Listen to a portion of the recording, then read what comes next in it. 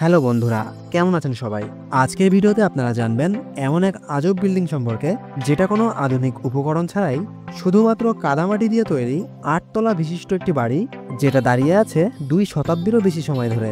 ইয়েমেনের হাদ্রামাউত প্রদেশের বুসান প্রাসাদ তেমনই এক বিস্ময়কর স্থাপত্যের নাম, যেটা নির্মিত হয়েছিল ১৭৯৮ সালে। এই পুরো প্রাসাদটাই কাদা, খড়, পানি এবং কাঁচা ইটের গাঁথুনি দিয়ে গড়া হয়েছিল। ৮ তলা উঁচু বিশিষ্ট এই প্রাসাদটি প্রায় ৮০০ বর্গমিটার এলাকা জুড়ে নির্মিত। প্রাসাদের বাইরের দেয়ালে জ্যামিতিক নকশা খোদাই করা এবং জানালাগুলোতে রয়েছে কাঠের কারুকার্য। এমনকি মরুভূমির তীব্র গরম থেকে বাঁচতে এবং প্রাকৃতিক উপায়ে বাতাস চলাচলের জন্য বিশেষ নকশায় নির্মিত হয়েছিল, যা ঘরকে তীব্র গরমেও ঠান্ডা রাখতে সাহায্য করে।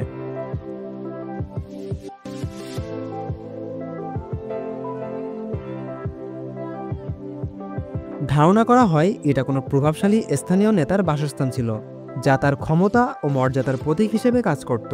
তাই আধুনিক যুগের হাইটেক রড, সিমেন্ট, কনক্রিটের সংমিশ্রণে তৈরি বিল্ডিংগুলোরও মেয়াদ যেখানে ১০০ বছর থাকে, তারপরেই সেগুলো অকেজো হয়ে যায়, সেখানে শুধুমাত্র মাটি দিয়ে তৈরি, তাও আবার ৮ তলা বিশিষ্ট বুসান প্রাসাদ, যেটা ২ যুগেরও বেশি সময় ধরে নানা দুর্যোগ মোকাবেলা করে স্টিল দাঁড়িয়ে রয়েছে, এটা ঐতিহ্যবাহী ইয়েমেনি স্থাপত্যের শক্তি, সৌন্দর্য ও স্থায়িত্বের এক জীবন্ত ইতিহাস।